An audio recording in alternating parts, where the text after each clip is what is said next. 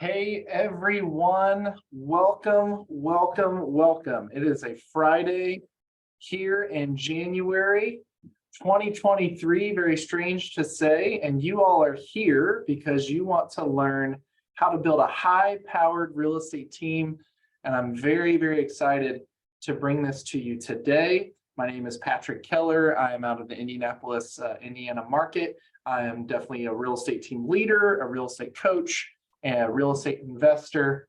And I'm really excited to bring you some really high quality content today and draw out an exact plan for you to build a real estate team. And if you're sitting here in this webinar, you are likely sitting here because one, you have a team and it is or it isn't working the way that you want. Or if you're sitting in this webinar, you might be a solo agent who's wanting to build out a team for tons of reasons. If you were like me, the first reason was, hey, everybody else is doing it. That sounds fun. It's not a great reason. Another reason why folks start real estate teams is because they believe they're just money-making cash cows and they just turn over money like crazy, hand over fist. It's the easiest thing in the world when you have people producing for you, right? Guys, the reality is that's not the reality. Real estate teams take some work. Another reason you might be sitting here is because you want to be a true leader and you want to develop people and you want to grow them to be a really great real estate agent, just like yourself, to be a high producer, just like yourself. And if you're in that boat, I'm very excited that you're here today, okay? Because team leadership comes with a lot of responsibility, a lot of management, and it comes with leadership, it comes with excitement, it comes with all kinds of rewards, but it also comes with pain, okay? And if you have those expectations going into it, you are going to be set up the right way. So here's what I want to do today. I want to first lay out some cautions about what team building can do to you and the kind of mindset that you need to have when you're building out a team or you're contemplating building out a team. And then I'm going to lay out the team structure. So how my team is structured and how I believe real estate teams should be formed and created. I'm going to lay out the mistakes that I made in that team structure. I'm going to talk to you about a team schedule, a schedule that every member of the team should be on and what they should be doing, okay? I'm going to talk to you about team fun and challenges and how you grow great culture. Culture is such a big word everybody uses all the time. How you build great rapport, how you build like warriors and troops that are in it with you, right? Like they're in the trenches with you. I'm going to teach you how to make your team earn something. There's definitely a concept that everybody on your team needs to earn their spot. They're not just given it, okay? I'm going to teach you how to recruit and hire at the end of this. I'm going to teach you how to be very intentional with your team so that you retain your team, intention and retention. And I'm going to teach you a little bit on being a leader here. So I have 56 more minutes to give you a lot of high quality content, and I hope you guys are excited. Before I get started, if you ever want to hear more information about other webinars that I've been doing, or if you want to watch recorded webinars that I've had, you can go to meetpk.co, that's meetpk.co, and there you'll be able to check out some of the one of the higher level webinars that we've done, some speeches that I've done at summits. And then also you could schedule a time with me if you wanted to just have more intentional conversations about your real estate career. So let's get into this, okay? First, I promised you that I'd give you some cautions out of the gate here. The first thing I want to tell you when you build a team is that we have so many people telling us right now in this space when sales are less that we just need to recruit a ton of bodies, okay? And you saw my hands do this when I said that, right? Well, that is a very wide approach, okay? I believe that before you can go wide, meaning bringing tons and tons of people on, you have to go deep first. You have to bring one person and then two person and then three people and then four, and then maybe no more than 7 that you directly have to manage, okay? You have to bring those people in sequentially and intentionally and with purpose before you can go wide. Look at me as the example, okay? My story is that in 2019, I started my own brokerage. And in 2019, I was super excited about starting my own brokerage. I had a somewhat false mindset of like, hey, if I just bring a lot of people in here, we're going to be happy. We're all going to make a lot of money and everything's great. Okay. So we just bring in a ton of people. We went from like 7 people to 30 people in our organization. We even had over 30 people that were licensed. It was crazy. Okay. And I did not have my structure. It was me doing my business with my transaction coordinator alone. It was just us two. I didn't have really any support at all. So I started bringing in these people. I was like, well, I got to bring in an admin. So I hired an admin. Okay. I was so busy with my production and answering the questions of 29 other agents that I couldn't teach my admin how to be an admin. Right. And so you guys can probably see where this goes. In 2020, everybody's happy because we're selling a ton of homes, right? In 2021, things kind of start changing. In 2022, things start changing. People are doing really well or they're really struggling, okay? And I've got 30 people and it's so wide, and they started leaving. Things started getting hard for them. They started looking for greener grass. They needed more from me. They started looking for better leadership. I couldn't lead 30 people by myself, okay? I didn't go deep before I went wide. And it all started to crumble down on me and crash. People were leaving, people were leaving, people were leaving. And I kind of saw this, and I saw that I wasn't being a good leader.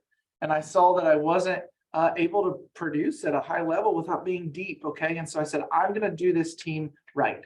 And so what I decided is I'm gonna build a team inside of my brokerage, and I have to focus on my team, or else everything else is going to crumble in my personal business. All right. And I built the team, and I believe that we built the team in a really great way. It was not fail safe. We've had our issues. I'm going to give you the cautions. So go deep before you go wide. Before you start just saying, I'm going to hire a ton of buyer's agents because that's what the Millionaire Real Estate book tells me to do. I need you to get your help first. Okay. The second caution I want to give you is that you need to be sure that you want to lead, okay? You have to show someone how to do your job or how to do their job. You have to watch them do their job, and then you have to let them go do on their own, right? That requires a lot of time. That requires a lot of leadership. That requires a ton of feedback and management. Guys, if you build a team, you are called a team leader. And a lot of people just like the phrase team leader because of the ego that comes with it, because you're the smartest one or you do the most, right? But the word leader is the most important part there. You've got to be there for your team. You have to grow your team. You have to constantly be thinking about your team. You have to put your team first. You have to serve your team. They must be in front of you in your priorities. Okay? So if you're not willing to do that, team leadership and growing a team is nothing. It won't last. You'll have turnover. You won't have retention. And these people won't follow you into the depths of this very strange and challenging market. Okay. They're going to look for answers from someone else. They're going to give up entirely, or they're going to go to a place that they feel like they're supported a little bit better. So that's my caution. Go deep before you wide. You also need to make sure that you're willing to lead. There's tons of leadership books out there. My really good friend, Eric Hatch, him and I and Robbie T, we coached together for Hatch Coaching. He wrote a book called Play for the Person Next to You. Okay. It's a servant leadership book. It's all about how to raise your people up, put them first. All right. Check out that book. Last thing, if you want to build a team, that's my last caution. Without inspection of its performance, without accountability, without vision, without purpose, without check-ins, your team will fail. Again, I can speak to this, okay? When we're in the rigmarole of real estate sales, and we're in the only thing that matters is just getting the next deal, and all that we're focused on is that. Without a vision, without check-ins, without accountability, your team is nothing. Okay, it will fall apart. So today, literally today at 2 o'clock Eastern time, 1 in two and a half hours from now. Okay. I'm bad at math. That's 1.5 hours from now.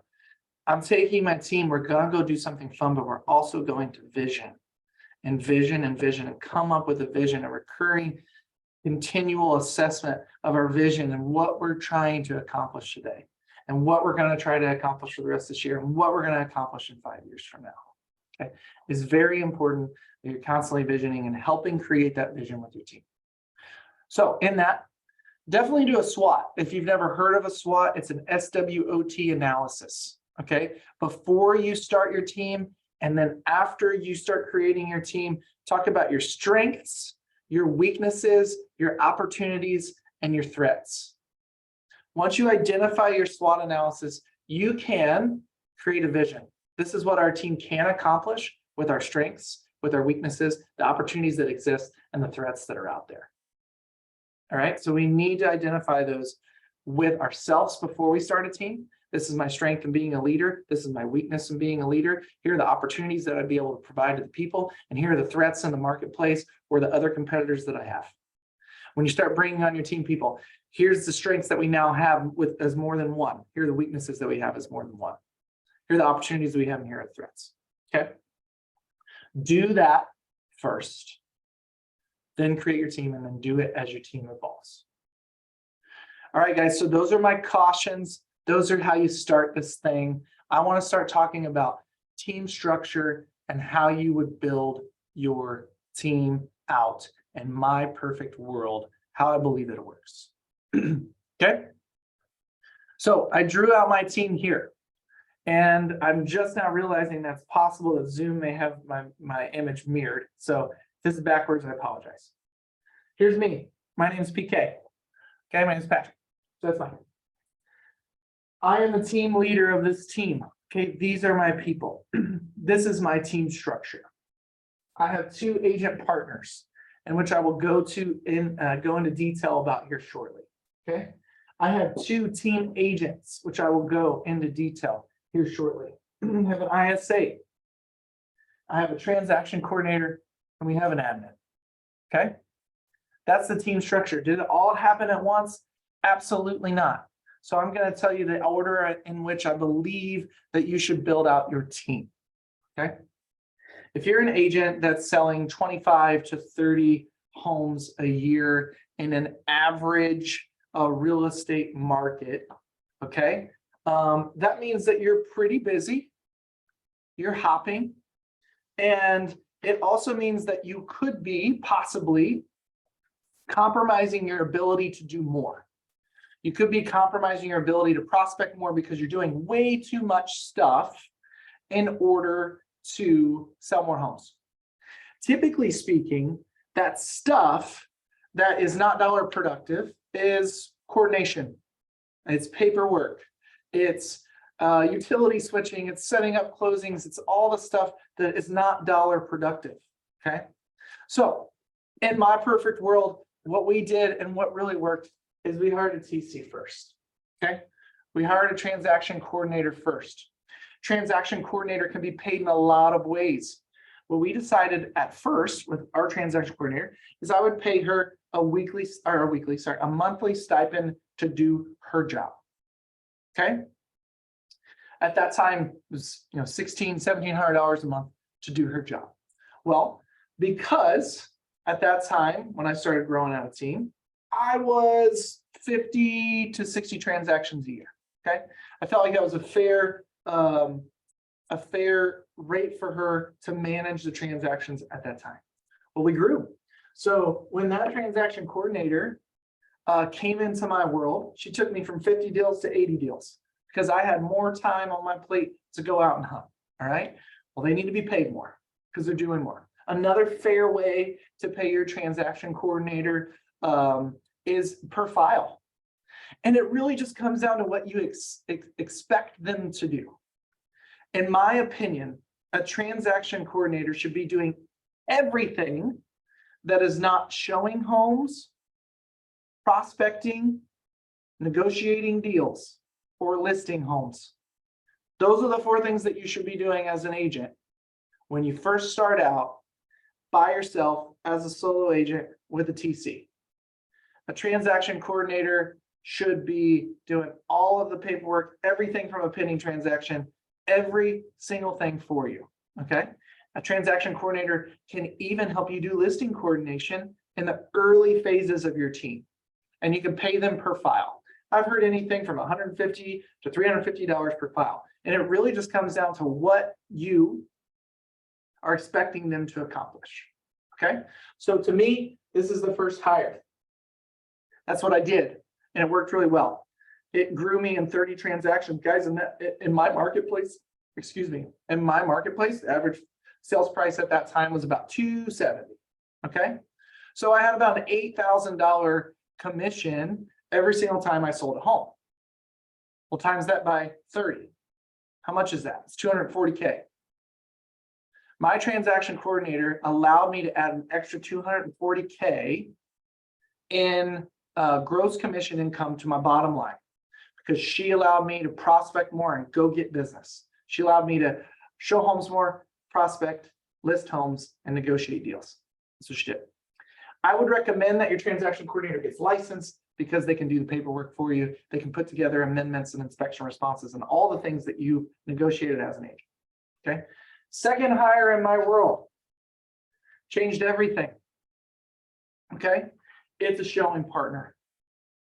All right. We at Hatch Coaching, excuse me, Hatch definitely came up with this model. Okay. And the showing partner model is one of the best things that ever happened, because it allows you to now continue to leverage yourself and continue to find more time to go get more business. A showing partner is structured with a salary. Okay. In our world, we gave that showing partner a $30,000 a year salary starting out. The showing partner's duties are to do three things for you. They are to leverage you, okay? Your TC is leveraging you, but your showing partner can now leverage you in other ways. Your showing partner can go show homes for you, obviously. They can run signs for you, okay? They can help you convert your leads. They can do any of the things that you're running out of time to do that a licensed agent needs to be doing, okay? The second thing a showing partner needs to constantly be doing is learning from you, okay? They need to always be watching. They constantly need to be watching you. They need to learn from you, and you are the best person to show them. So a showing partner should always be shadowing you early on, and then you should be shadowing them. So I just told you at the top, the best way to train somebody is to let them see you, you see them, and then you go and watch them do, okay? So a showing partner in our world, we pay a salary. Here's the other great thing about that. When you pay somebody a salary, they are an employee of your team, correct? When someone is an employee of your team, you can set very clear standards, expectations on what it's required to stay employed in your team. All right. So for our showing partners, we said you have to, in order to keep your job, you got to bring in 9 deals, at least 9 deals into the team each year. You have to. The second thing that you have to do is you always have to be at maximum availability to your leader. Okay. When it's time to show a home, your leader isn't expected to show the home. You're expected to show the home. The third thing we said the showing partners had to do is that they had to prospect, and they had to have at least a certain amount of dials every single week. For us, we'd say that you had to make at least 150 dials a week. Now that number is not very high. The reason we said it is because I was hammering out 100 transactions a year. I knew my showing partner was going to show about 40 or 50 buy-side transactions a year. Meaning they'd show 3 or 4 or 5 homes times 40 or 50 people. The amount of prospecting is pretty limited for that partner. Okay. So that reminds me of something I want to tell you. When you hire your first partner in your team dynamic, it's very important that you hire a very, very supportive, encouraging, and helpful partner. because that's what you need. You need someone to take time and give you more time. You need somebody that has your back. You need somebody that represents you incredibly well when they're showing homes for you, or when they're running things for you and they're meeting clients for you. They have to represent you incredibly well. So your first partner has to be an amazing representation of who you are. Okay. So again, I hired a TC. I went from like 50 to 80. And then in the next year, I had about 98 transactions. And then I hired a showing partner. And guys, we went up to 120 transactions. We were just like killing it. We were just rolling. We were rolling.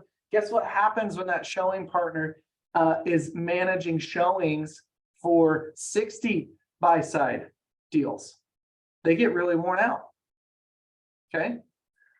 It's time to hire another one. And at the same time, I hired an admin. It was time for us to get administrative help. Okay. We needed somebody to help us market. We needed somebody to help keep our ducks in a row. We needed somebody to help continue pushing out a message, because we were all so busy doing deals that we could not continue marketing and prospecting the way we needed to. We also need somebody to submit payroll. We needed those kind of things. And so I hired these folks at the same time we needed that. I'm going to keep talking about the partner model for a little bit, okay? Because it's very important. The second partner, the same deal, right? They're on a salary. You're guaranteeing them an income. This is a paid internship from a top producer. This is an incredible opportunity from them. Both of my partners at that time are incredible partners, incredible agents. They would have never gotten the real estate industry if they didn't have something to just kind of get them started. Okay. This partner that I hired, I thought, I've got a really supportive partner now. It's time for us to grow. It's time for us to go do more deals. I need a hunter partner now. I need somebody to be a relief valve for this partner who's showing a ton of homes for me and leveraging me and helping me convert my leads. I need somebody to go hunt too. And when this partner's busy, this one is going to help. So the expectations were the same. You need to learn a ton. You need to constantly be shadowing me. You need to leverage me. All the same set expectations, but I hired a hunter. Okay. That hunter, by the way, in his first year brought in an extra 25 deals to the team. Okay, because he was a hunter. Now, a lot of you are probably watching this and you're like, okay, how does the showing partner, dynamic work? Like, what do you do? What does the showing partner do? I'm going to answer that for you really quickly. All right. Your showing partners, like I said, are showing homes for you. They're leveraging, but you as the team leader up here, you are still in charge of managing the relationship and making sure that those deals close or you get people under contract.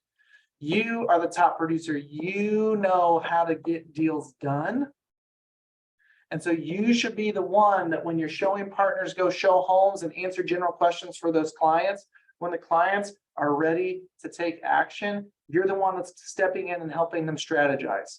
You're the one that's going to get that contract accepted. You're the one that's going to negotiate that really big piece. And oh, by the way, every single time you're doing all that negotiation, your partner should be listening. Because remember that other L, that learn L that I told you about? They need to be learning all the time. Don't you see where this is going? If you have partners that are hearing you do what you do every single day and strategizing, they'll be able to do that on their own in the future. Right? So the role between you and the partner early on is they are leveraging you and they are learning, and you are strategizing and you're managing the relationship with that lead. Okay? With that client. All right. Now, other ways for them to make money. And I don't want to talk about showing partners all day long here, okay? But this is really big. Everybody talks about it. There's a lot of people who want to do this model and they don't do it. So I'm just trying to help, okay? Other ways they make money. In our world, after they bring in 9 transactions, they earn the right to gain 5% of every commission that we earn that they help serve. So for example, if they showed a home to one of my clients, or if they showed a home to one of their clients that they bring in, they get 5% for serving that client. Let's talk about that for a second. If they're early on and they haven't brought in their 9 deals yet to graduate for this, okay? If they bring in their own client, who do you think is strategizing that with that client? The brand new partner who hasn't sold a lot of houses, or the team leader? It's the team leader. So the partners need to know, as they talk to their sphere, as they talk to their leads, that they will also be in contact and have 2 agents for the price of 1 with their team leader. All right. Other ways that they make money in our world is if they converted an online lead. My partner started out in helping me convert online leads. When they converted an online lead, they made 10% of that online lead. And if they bring in someone from their sphere completely on their own without any leads or company generated business, they made 30% of that commission. You guys do the math, get a $10,000 commission. They make 33,000 of it. The company keeps 7. Okay, that's how it works. The company's paying salaries. The company's paying income tax. The company's paying heirs and missions. You know, the company's doing all this stuff. So the company is holding this person up. Okay. Now, my team is now grown, right? We're doing partners. We're killing it. We're getting to 125, 130 transactions a year, and things are going really well. Well, these guys are getting tired because they have a lot of leads to convert. And so what we did is we hired an ISA, and that ISA is going to help us do more deals. So the ISA calls and text leads every single day, right? So the ISA, the structure for them, a 30 to 40K a year salary with a 10% commission on everything that they've procured that the team closes. All righty. There's tons of ISA training that we absolutely could get into today. Unfortunately, is not the day on that. Hit me up at meetpk.co if you want to hear about how to structure your ISA department. I've got a really good work on that. And then also I've got a best friend who can teach you everything about it. Same drop it. Next, team agents. I now have team agents. These are non-salaried, eat what you kill agents. These agents have high expectations to be on our team because we have a lot of resources to give to them.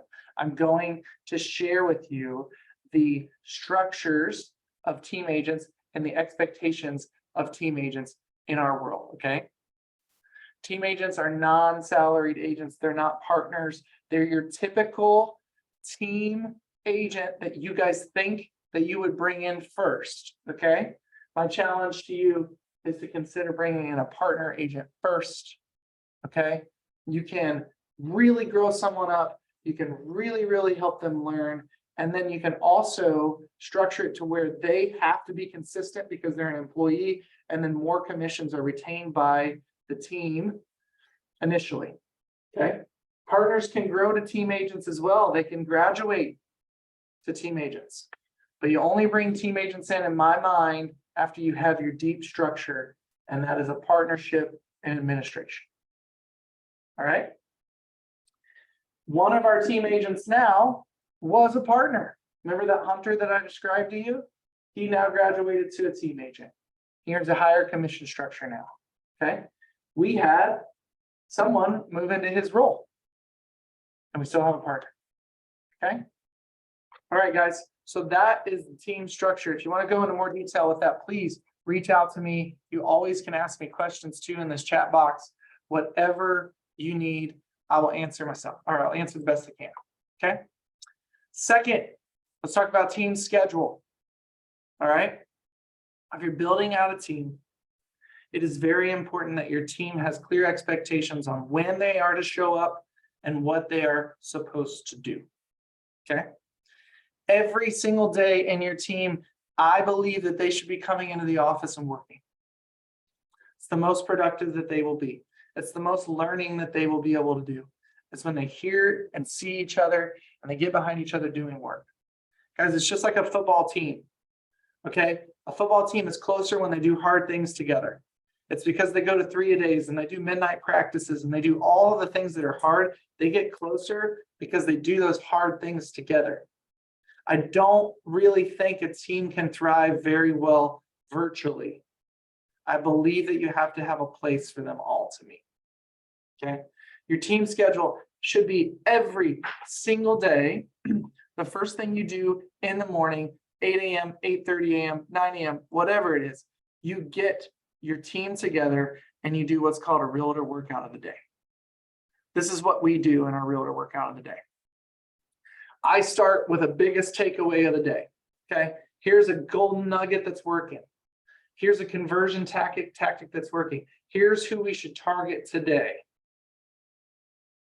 And then after that biggest takeaway, every agent assigns what they're going to do that day. So they're going to say, this is who I'm going to prospect. This is what I'm going to do. And this is how many I'm going to do. How many I'm going to do. Apologize.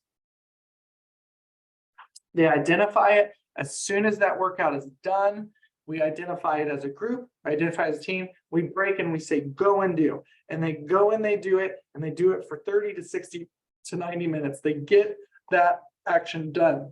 They have to. You guys know how it is. Distractions come. As soon as somebody calls to talk about that inspection response, you guys will not prospect. It's really hard to get back on that train, right? So it's really important that you get your workout done with your team every single day. As a part of that workout, when agents are delivering what they're going to do for the day, I also think it's very important for them to share a success they had the day before. Anything, any little thing that they did to win the day. All right. You guys know how it is in real estate. It's a chase. It's a constant chase. It's a constant chase. And sometimes that constant chase can burn you out. It's important to identify successful things that you did every single day. So we talk about successful things that they did every day. That's one piece of the team schedule. The second piece of the team schedule is I believe that at a minimum, bi-weekly one-on-ones are important. You need to have a one-on-one with every single person on your team bi-weekly. This brings up a very important topic. How many people can you lead? How many people can a person lead? Guys, I think the magic number is right here. I don't know if you count it with me, but that's 7 people. I don't think a person can really lead more than 7 people in a team or in an organization. Okay? There's no way you can be a direct report to more than 7 people and do a really good job. So you're hearing me say that bi-weekly, you need to do one-on-ones. It's going to be hard to do one-on-ones if you're really wide, and one-on-ones are important. So you go deep, right? And you grow these people into having direct reports under them. You grow these people so that they can have one-on-ones with people underneath them. When I say underneath them, that's a bad. That are also working in the team, and they are their direct report and not you. And so you can help coach them on being a manager for those people. Okay. Very, very important concept there. All right. Bi-weekly one-on-ones. The other week that you're not doing one-on-ones, it's important to get the team together and hash it out. I call it like just a hash out.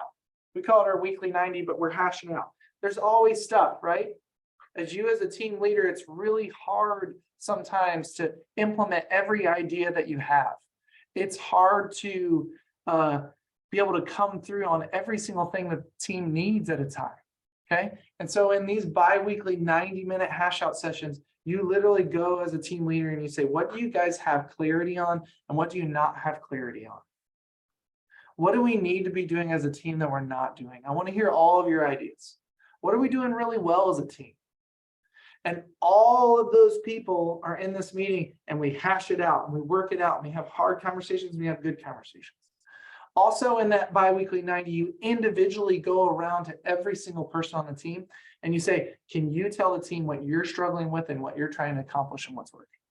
So that everybody on the team knows what's working for them and what's not, and so they can help support them. Really, really important. So that's your schedule, all right? You got workouts, you got bi-weekly one-on-ones, and you got bi-weekly team meetings. You're there every day. There's one more thing you have to do, and we're going to move on to the next section, which is team fun and challenges, is in your weekly schedule, you need at least one weekly challenge with a prize. Everybody who's in sales on the team, partner, team agent, ISA, everybody that's in sales on the team need to have, and yourself, need to have a weekly challenge. I'm going to share with you my screen really quick, what our weekly challenge looks like. Guys, it's not rocket science, it's not incredible, but we have a weekly challenge in which we assign points for activity, like setting someone up on a saved search after a conversation, or posting something positive or uplifting to your social media page gets them 5 points. Setting an appointment gets them 40, but if that appointment no shows, they get -40 the next week.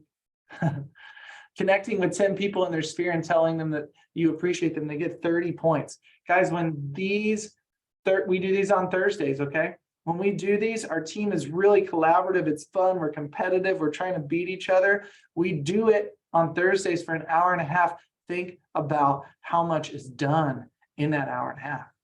If you want a copy of my prospecting challenge, just drop your email in here or hit me up at meetpk.co. You can send me an email, patrick@crestpointindy.com. That's INDY.com. And I will send you a copy of our prospecting challenge. Even if you have one team member, it's cool to do this. Here is the thing. You have to get in the trenches and you have to do it with them. You have to be in front of them and show them that you're willing to do it. So yes, every Thursday, I am doing this weekly challenge. And what's really cool is that I usually don't win. Okay? There's a prize at the end. It's a $50 Amazon gift card. Okay, that's what we do. You can do something else. We also have a prize for a trophy. So there's a trophy that we have as a team, and it's this guy, he's like ripping his shirt open and has a broken Apple iPhone in his arms. And that is our winner every week. They get to hold that on their desk. It's an amazing, cool, competitive culture builder. And oh, by the way, it gets the phones ringing and it gets real estate conversations happening. So you need a weekly challenge with the prize. The next thing that you need as a team is a public scoreboard. Okay, you need a scoreboard on transactions and how close they are to their goals and their volumes. You need a scoreboard on their efforts during the week, and you need that in front of every single person. It creates accountability, it creates competition. It's a beautiful thing. And in a small team environment like what's behind my shoulder, you guys are all family. It's fun, it's challenging, it's really, really great. And you need a public scoreboard. There's a lot of different ways you can do it. You can create these on Excel spreadsheets, which I have a version of. You guys can do these on Sisu. You can do them anywhere. Okay. Things the team can earn. It is very important when starting a team that you set the expectation that everything is earned and nothing is given. Okay. That's the biggest mistake I made when I was starting my team early on, is that every warm body that came into my brokerage, they got leads immediately. They got the same amount of leads as everybody else immediately. How stupid was that? How many of us do that? We promise leads to people that we're recruiting. We don't even know if they could talk to one. We've never even heard it. Leads cost us a ton of money. Why would we do that? We pay for an ISA, right? That ISA isn't giving appointments to any Tom, Dick, or Larry that comes into our team. They have to earn it. They have to show us that they can actually close appointments. Guys, that's one of the big knee-jerk reactions that we have when we build out teams, is we promise the whole world to them, and they haven't even shown us that they can handle it or they can do it. So everything is earned and nothing is given on a team. So I described to you my two team agents here. A lot of people are going to watch this webinar and they're going to be like, I don't know if I'm comfortable with doing this partner thing, but I'll do a TC and I'm going to get me a team agent. And that's okay. I'm not saying that you're wrong. I'm not. But these team agents need to be treated and have high expectations. They need to be treated with high, like they are a partner. Like they should be learning from you and growing from you, just like a partner would. Okay. I believe that this is the better path of success. If you're not in the place to do it, but you're ready to start a team and you decide to go a team agent, that's fine. I'm going to share with you the team agent tiers, what an agent can earn in our place, in our world, and what they can lose in our world. I'm going to share my screen with you now. Not sure if you can see this, but here are the tiers for team agents in our world. A bronze team agent is doing 0 to 3 deals a quarter. A silver team agent is doing 4 to 5 transactions in a quarter. A gold agent is doing 6 to 7, and a platinum is doing 8+ deals in a quarter. A platinum agent's doing over 30 deals a year. That's great. Okay. Here are the rewards for being each category: ISA listing appointments and ISA buyer appointments. You see that bronze and silver agents do not get those. They've not earned them. Gold agents and platinum agents have earned them. We have Sierra Interactive is our CRM. Okay, we have a pond of leads. Everybody on the team gets to play with that pond. That pond is old leads that have never contacted us, but I guarantee there's a fish in there that's going to bite. Okay. Google PPC, our Facebook leads, our ZBuyer leads, our Zillow leads, are all of our lead opportunities. They are given to agents once they've earned it. You see that we do not give a bronze agent leads. We don't even know if they can talk to a prospect right now. Don't give leads to agents unless they've shown you that they can do it, and they show you that they can do it by actually talking to them, converting them, and closing them. Very important. It is expected that they come to every team coaching and role play. Those are our RWADs. Okay, those are our realtor workout of the days that I just described. They all can get bolt-on marketing and postage when they're on their team. Here's what that means: is that our admin, Lisa over here, the one I hired simultaneously before our partner, okay, for our second partner, excuse me, they can use Lisa's help in creating marketing materials for themselves. We have a postage machine that they can use and compensate us back on. Okay. Showing partner costs 90 days. You guys see this here? We will actually pay and invest in a showing partner for our team agents if they earn it. And they earn that by being an agent that sells at least 6 homes a quarter. We will pay for a showing partner for them for the first 90 days. We'll pay half of it. We're trying to let them grow. We're trying to show them that with help and leverage that they can grow. And we take an investment in them and we do it. Okay. The all-inclusive trip, we take our top producers or our gold and platinum agents to our all-inclusive trip that year. We go down to Cancun. We have an amazing time for 4 days. We get them everything they'd ever want, and they have an amazing time to say thank you for being an amazing agent in our world. And oh, by the way, it makes you closer. Our Hatch Coaching Summit every year in Fargo in September. You get to come to that. You get to come to other learning trips. They get to come to things that I speak at. If they are silver, gold, and platinum, they get to learn more things. Okay. And then they are expected to come to their team lead one-on-ones. Here are their expectations: the morning huddles, the coaching, the workouts of the week. These agents have to show up in this clip of time. They have to come to at least, bronze and silver agents have to come to at least 4. Every single agent is expected to have 0 tasks in their inbox in our CRM.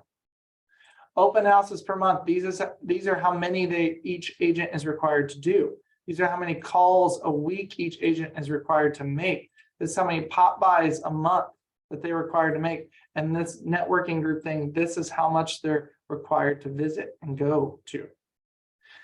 Their lead eligibility is based weekly on their performance.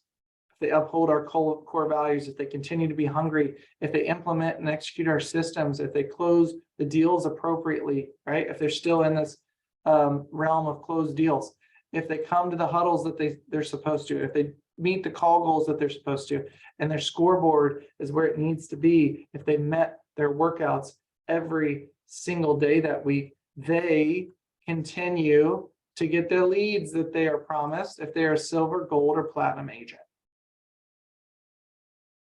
This is what I mean by setting very clear expectations. And this is what I mean by saying that you can earn your right for certain things in the team. Okay. So a lot of people are like, hey, if you have team agents, I mean, how can you require them to come in? They're not employees.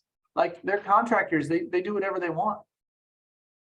Well, I'm not saying I'm not going to pay them if they don't come in. I'm saying that we're just going to take some resources away if they don't come in. Okay. They have every right to not come in when we have our huddles. They just lose some resources. They lose some benefits of being a contractor in our world, if that makes sense. Okay. All right, let's talk about recruiting and hiring and intention and retention for the last 15 minutes. Okay. Recruiting and hiring, when you guys go to do your first hire, whether that's transaction coordinator or a partner, if you're shy on the partner model and you say that your next one is TA, whatever it is very important that you take this 9-step hiring process and you take it very, very seriously. The first thing that you want to do is you want to cast a wide net. Okay, I told you to go deep before going wide. Now I'm telling you to go wide. Well, guys, it's really hard to hire unless you're reaching out to a lot of people. Okay, here's how you cast a wide net. You go to wisehire.com and you open up an account and you post that you're having a transaction coordinator position opening, or you post that you're having a partner position opening, or a real estate sales agent position opening. Okay, you get a lot of applicants that way. That is not probably the best way, but you're going to get a wide net that way. The second thing that you're going to do is in your social, at least once a week, you're going to say that you are hiring and you have opportunities.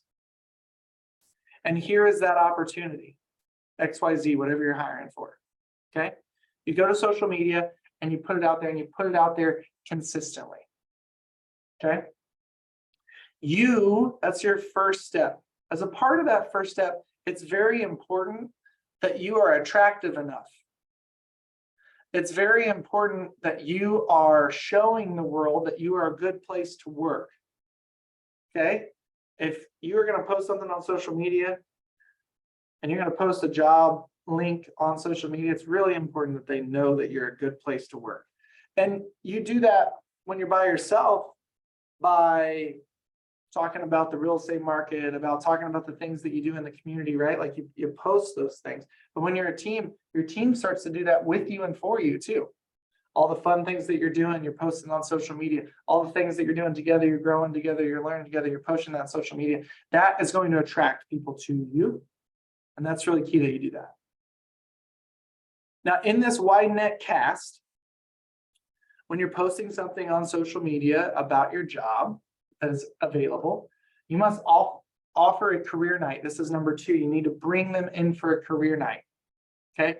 They need to come in and you need to tell them in actuality and reality what the job really looks like that they are applying for. Here are the good things about the job. Here are the bad things about the job. Here's what stinks about the job. Here's what's going to be really hard about the job. Here's what we're looking for in that job. Okay. You want to bring people in for that career night so you can see the whites of their eyes. You can see all of these applicants, the ones that show up to that career night, they have taken a step to taking your career for them seriously. You get to see their personality. You get to see how they react with others in this career night. Okay. After career night is over, you need to give them a task, something very easy to accomplish. At the end of the career night, you say, hey, I'd like you to write me one paragraph on what you really think is the coolest thing about this job. And I want you to have it to me by Wednesday at noon, Thursday night at 5, whatever it is that you say. When you do that, you're also like totally catching and capturing the person who's serious. So the person that delivers that in time and with accuracy, that's the person that needs to continue in this interview process. Okay, you're going to weed out everybody else there who doesn't do it. Okay, you're not chasing people here. You need them to chase you. Very key. After they've done what they need to do with the career night and they're still interested in the position, you need to have an individual meeting with them. In that individual meeting, you need to discuss their core values. You need to do a core values questionnaire. I have a copy of a core values questionnaire that I'm happy to share with you guys. But you need to figure out what's really driving them and motivating them for this job. If that is going well, you need to discuss having a ride along with you, okay? If they're an agent or a partner, they need to ride along with you and showing homes and going to listing appointments. They need to do it because you need to see how they interact with others. And they need to see how you interact with them. They need to see what a day in the life looks like, okay? A shadow, a ride along. If it's an admin, have them come in and follow you around all day. Can they work with you all day? Can they handle you all day long? After the ride along and everything is going well there, it's really, really important to have a team interview. If everything's going well, bring them in and have the team talk to them. Make sure that your team is on board with them. Make sure that they collaborate well with the team. If everything is going well in that, it's time to have a skills test. Okay? You need to see them do what you expect them to do. You have to set them up on a skills test. If it's a salesperson, you have to have them sit down in front of you and do that job for 4 to 6 to 8 hours. I know that sounds crazy, but guys, it's important. You need to see them do it. If they do it well, they're a candidate. If it's awful and it's falling apart and they can't handle the frustration of it, if they're crumbling under the pressure, what do you think they'll do in real life? Okay. If everything goes well in the skills test, the last piece is you need to have a spousal interview. And that's not what it sounds like. It's literally like going out to dinner with them and their spouse or their partner or the person that they're closest with. Because if they're a partner, showing partner, or if they're a team agent and they've never done real estate before, if they're a transaction coordinator and they've never done real estate stuff before, their spouse, their partner, their person closest to them is getting ready to have a rude awakening of what it's like to work with you, a high producing agent. They have a rude awakening of the hours expected of them. And it's very important that the spouse and the partner and family and the person closest to them is on board with that because their life is getting ready to change. And the last thing you want is for it to be a really good fit, but their family is not supportive of that role. If everything goes well in those 8 steps, it's time to hire them. It's time to get them on board. They have hung out with you for 2 to 3 weeks of this hiring process. They are in, they are committed. They're going to be a really great hire for you. Okay. Now that they're here, you have to retain them, and you retain them by delivering on what you promised in those tiers that I showed, and also going deep with them in their one-on-ones. You guys, if you want to know like the 7 questions to ask in a one-on-one, there's a book called The Coaching Habit. Say less, ask more. Okay, every one-on-one is a coaching session. These people get free coaching from you. Okay, do deep and intentional one-on-ones. Ask them what's on their mind. Ask them what's on their mind. Ask them what their real challenges are. Ask them how you can help them the best. Ask them what they have to take away in order to take on more responsibility. Ask them what they learned the most in each coaching session. Help them with every part of their life, not just real estate sales. Last thing I want to say to you, if you're going to be a team lead, be a leader. Show up every day. Get in the trenches with them. Be willing to do what you're asking of them. Also be willing to be vulnerable. Tell your team when you've screwed up. Tell your team when you're not in the greatest place, okay? Because it's a team. You don't have to be the head honcho all the time, okay? Your team can help lift you up as well. It is definitely a give and take, but when you are a leader, it is way more give. It is way, way, way more give. You need to be prepared to give.